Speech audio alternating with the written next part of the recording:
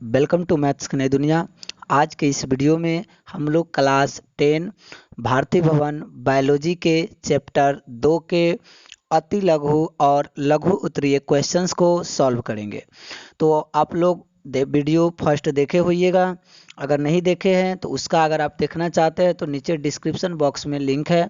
चलिए हम लोग चैप्टर नंबर 2 को स्टार्ट करते हैं। बिल्कुल हर एक क्वेश्चन का मैं जवाब बहुत ही आसान तरीकों में आपको समझाने की कोशिश करूंगा। क्वेश्चन क्या कहता है कि ऑक्सीजन की अनुपस्थिति में ग्लूकोज के ऑक्सीकरण को क्या कहते हैं। तो देखिए, जब ऑक्सीजन की अनुपस्थिति रहता है तो ग्लूकोज का ऑक्सीकरण अवायवीय श्वसन कहलाता है। अगला क्वेश्चन है ऑक्सीजन की उपस्थिति में। तो ऑक्सीजन की उपस्थिति में जब ग्लूकोज का ऑक्सीकरण मतलब ग्लूकोज टूटता है तो वायवीय श्वसन, और ऑक्सीजन नहीं रहता है तो अवायवीय श्वसन। अगला क्वेश्चन क्या कहता है कि जैव कोशिकाओं में रासायनिक ऊर्जा का सार्वजनिक वाहक। तो देखिए, रासायनिक ऊर्जा का सार्वजनिक वाहक जो होता है एटीपी यानी कि एडिनोसिन ट्राइफॉस्फेट होता है। अगला क्वेश्चन, कोशिकीय ईंधन किसके कहते हैं। तो कोशिकीय ईंधन जो है ग्लूकोज को कहते हैं। ठीक है, क्योंकि ग्लूकोज ही कोशिकीय ईंधन का काम करता है ऑक्सीजन से रिएक्शन करने के बाद। अगला है संपूर्ण श्वसन क्रिया दो प्रमुख चरण कौन है।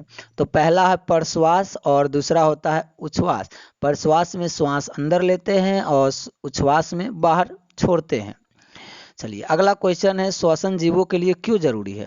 तो देखिए, श्वसन शरीर के सभी भागों तक ऑक्सीजन की पूर्ति हो सके, जिससे क्या हो ग्लूकोज का ऑक्सीकरण हो, और जैव प्रक्रम में चलने वाले श्वसन क्या है आवश्यक है, चलने के लिए जरूरी है।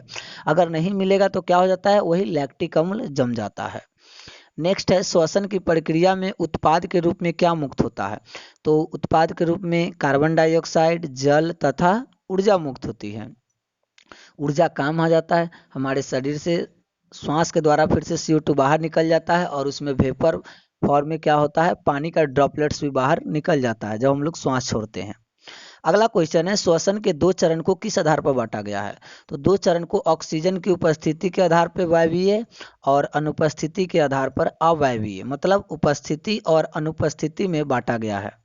नेक्स्ट क्वेश्चन, अवायवीय श्वसन क्या है। तो श्वसन की वैसी विधि जिसमें ग्लूकोज के ऑक्सीकरण के लिए ऑक्सीजन की जरूरत नहीं पड़ती है उसे अवायवीय श्वसन कहते हैं।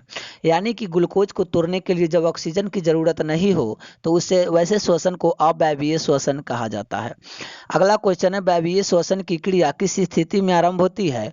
तो ऑक्सीजन की उपस्थिति में आरंभ होती है। अगला क्वेश्चन है पायरुवेट का पूर्ण ऑक्सीकरण किस चरण में होता है। तो पायरुवेट का पूर्ण ऑक्सीकरण माइटोकॉन्ड्रिया में होता है। कहाँ पे, माइटोकॉन्ड्रिया में होता है।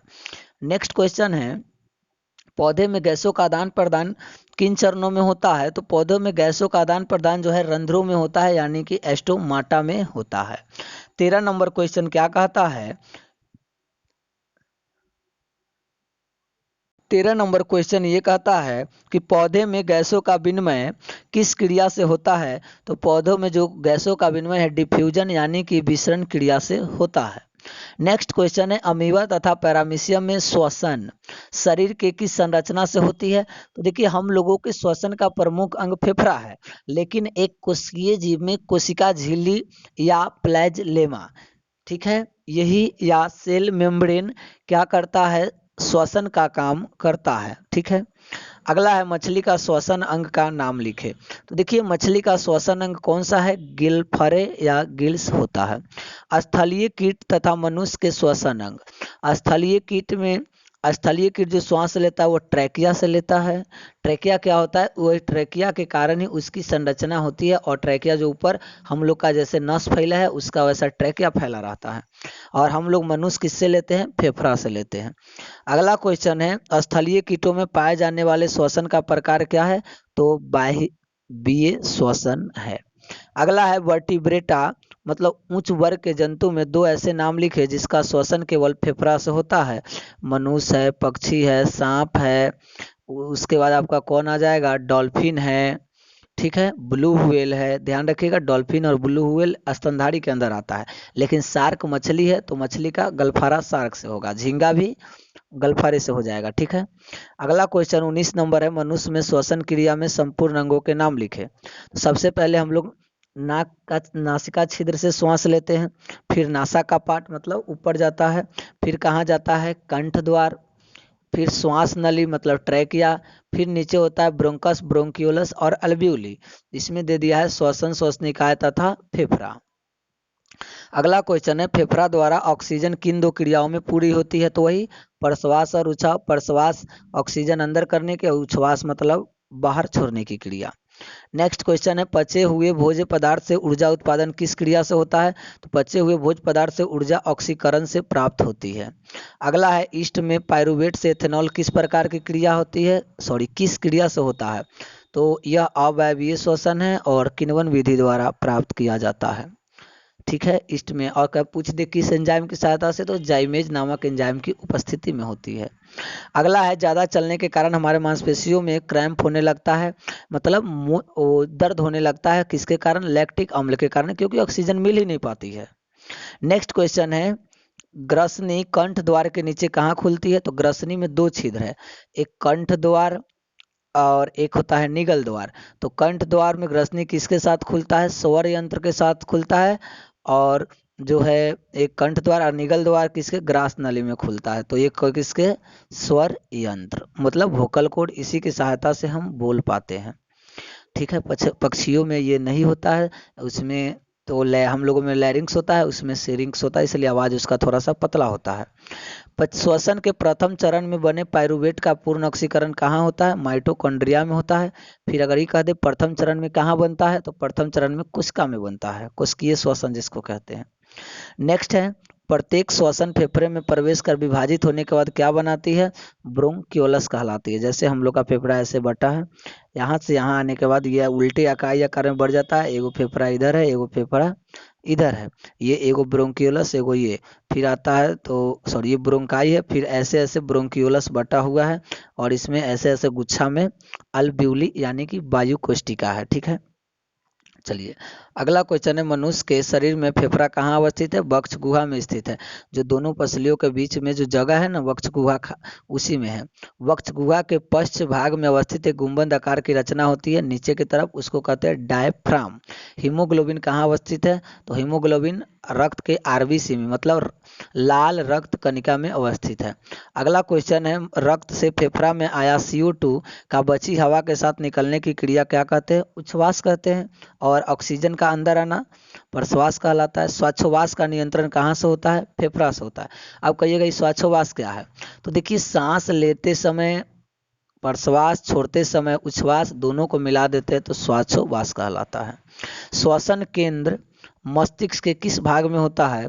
तो श्वसन केंद्र का जो है मस्तिष्क के पश्च भाग में होता है। ठीक है। तो इस तरीके से अति लघु क्वेश्चन हम लोगों ने सॉल्व एक एक करके कर लिया। मैं आशा करता हूं कि यह वीडियो आप लोग को पसंद आ रहा होगा। तो थोड़ा देर और रुकिए, मैं आपको लघु का भी सारा क्वेश्चन इसी वीडियो में करवा देता हूं। तो चलिए फ्रेंड, स्टार्ट करते हैं लघु उत्तरीय क्वेश्चंस के जवाब। देखिए, पहला क्वेश्चंस क्या कहता है, थोड़ा मार्कर का ही चेंज कर ले। श्वसन जीवों के लिए क्यों जरूरी है? तो देखिए, श्वसन वह क्रिया है जिसके द्वारा शरीर के सभी भागों तक ऑक्सीजन पहुंचता है और पचे हुए भोजन से ऊर्जा का उत्पादन होता है। ऊर्जा का उत्पादन होता है और परिवहन की क्रिया सुचारू रूप से संपन्न होती है। इसी के लिए श्वसन सजीवों के लिए अनिवार्य है। यहाँ पे क्वेश्चन आएगा, श्वसन नहीं होगा तो क्या होगा? भाई साहब, श्वसन नहीं होगा तो आपका जो ऑक्सीजन है अंदर नहीं जाएगा। तो क्या होगा? ऑक्सीजन अंदर नहीं जाएगा। तो ऑक्सीजन अंदर नहीं जाएगा तो आपके शरीर के अंदर की कोशिका टूटेगी नहीं, ग्लूकोज का ऑक्सीकरण नहीं होगा। जो आप खाना खा के आपको ग्लूकोज मिला था एनर्जी के रूप में, ऊर्जा नहीं मिलेगा। ऊर्जा नहीं मिलेगा तो आप काम कैसे करिएगा? तो इन सब काम को संपन्न करने के लिए श्वसन जरूरी है। अगला क्वेश्चन है, श्वसन की परिभाषा लिखे। तो देखिए, जीवों के शरीर में होने वाली वैसी रासायनिक अभिक्रिया जिसमें जीव वायुमंडल से ऑक्सीजन को ग्रहण करता है, शरीर के अंदर भेजता है, सिर्फ भेजता नहीं है, आपको ये भी लिखना है कि जिससे ऊर्जा की प्राप्ति होती है, श्वसन कहलाता है। जब तक आप नहीं लिखिएगा कि ऊर्जा की प्राप्ति होती है तब तक आपका श्वसन का क्लियर नहीं होगा। अगला क्वेश्चन है कि क्या है, एक मिनट, संपूर्ण श्वसन की प्रक्रिया को समीकरण से दर्शाइए। तो देखिए, तो इसका होता है, इसमें क्या हो जाएगा, तो आपको हो जाएगा पहले C6H12O6, ये क्या होगा, ऑक्सीजन लेगा, ऑक्सीजन ले करके क्या करेगा, तोड़ेगा, तो जैसे टूटेगा ये क्या बन जाएगा, तो ये बनेगा 6CO2 प्लस 6H2O प्लस में बन जाएगा ऊर्जा।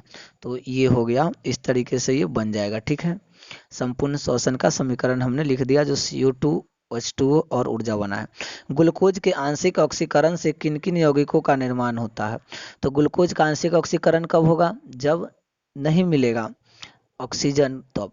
तो एथेनॉल बनता है, CO2 बनता है, पायरुवेट का 2 अणु मिलता है। ठीक है, अगला है लगातार दौड़ने से पेशियों में दर्द क्यों होती है।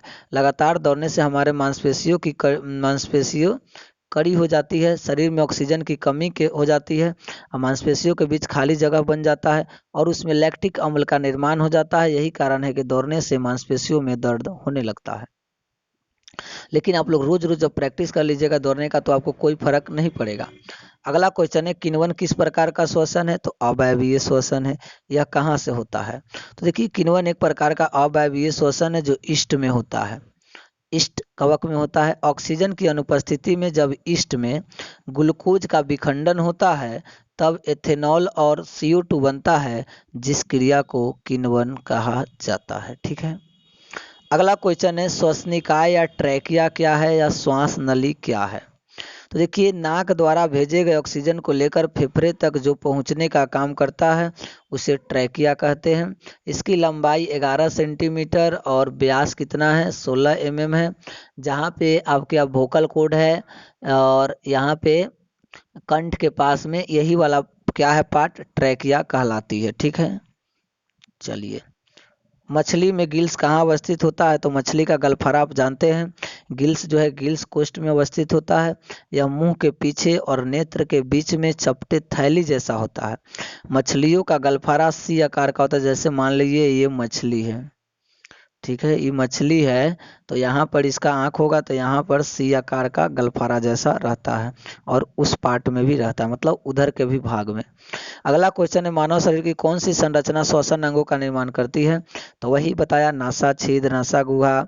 उसके बाद क्या लिखना है, कंठ द्वार, कंठ द्वार के बाद क्या लिखना है, श्वास नली। फिर ब्रोंकस, ब्रोंकियोलस, अल्वियोली। ब्रोंकस, ब्रोंकियोलस वायु कोष्ठिका, फेफड़ा और डायफ्राम मिलके निर्माण करता है श्वसन अंगों का। ठीक है, चलिए अगला क्वेश्चन है, क्या है, श्वासोच्छ्वास क्या है। देखिए, लास्ट क्वेश्चन है, बहुत इंपॉर्टेंट क्वेश्चन है। मनुष्य जब श्वसन क्रिया में O2 को शरीर के अंदर भेजता है तब रक्त के माध्यम से सभी भागों तक O2 पहुंच जाता है। फिर जब O2 कोशिका में पहुंच जाता है तो कोशिका में क्या हुआ, सब काम होने के बाद ऊर्जा उत्पन्न हुआ और ऊर्जा से जो CO2 बना है, CO2, उस CO2 के ले करके उच्छ्वास द्वारा बाहर निकल जाता है। यह पूरी प्रक्रिया जाने और आने दोनों को मिला करके प्रक्रिया को श्वासोच्छ्वास कहते हैं। इसका अर्थ होता है सांस लेना और छोड़ना। तो इस तरीके से हम लोगों ने बिल्कुल श्वासोच्छ्वास देख लिया, 2 का लघु और अति लघु क्वेश्चन देख लिया। अगले वीडियो में मैं नेक्स्ट पार्ट लेकर के आऊँगा। मैं आशा करता हूँ कि वीडियो पसंद आया होगा। प्लीज़ वीडियो को लाइक करिएगा, चैनल को सब्सक्राइब कीजिएगा। Thank you watching for this video.